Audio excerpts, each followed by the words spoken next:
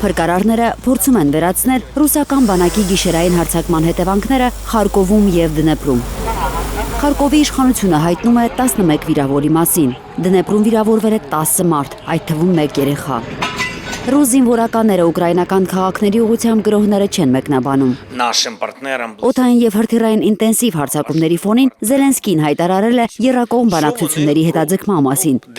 Կողմերը պետք է այս շաբաթ հանդիպեին։ Հանդիպումը հետաձգվել է Իրանում պատերազմի պատճառով ամերիկյան կողմի առաջարկով։ Ուկրաինայի հարցով եռակողմ բանակցությունների նոր փուլի համար դեռևս կոնկրետ ամսաթվեր կամ վայրեր չեն համաձայնեցվել Պուտին-Թրամփ մոտ 1 ժամանոց հեռախոսազրույցի ընթացքում։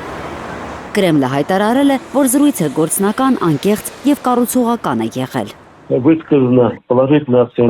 Մենք դրական գնահատեցինք Թրամփի և իր թիմի միջնորդական ջանքերը։ Մենք նաև նկարագրեցինք շփման գծի երկայնքով ստեղծված իրավիճակը, որտեղ ռուսական զորքերը բավականին հաջողությամբ առաջ են գնում։ Սա, ինչպես նշվեց, այն գործոնն է, որը պետք է վերջապես ստիպի Կիևի ռեժիմին շարժվել դեպի հակամարտության բանակցային կարգավորում։ Սպիտակ տան ղեկավարը Ֆլորիդայում լրագրողների հետ ճեպազրույցի ժամանակ նորից խոսել է Պուտին-Զելենսկի բարդ հարաբերությունների մասին, ընդգծել, որ նրանք ատում են իրար և ասել, թե ինչ է պատասխանել Պուտինի Իրանի հարցում օգնելու առաջարկին։ Նա ուզում է օգտակար լինել։ Ես ասացի, որ դուք կարող եք ավելի օգտակար լինել, ավարտելով Ուկրաինա-Ռուսաստան պատերազմը։ Դա ավելի օգտակար կլիներ։ Բայց մենք շատ լավ զրույց ունեցանք, և նա ուզում է շատ կառուցողական լինել։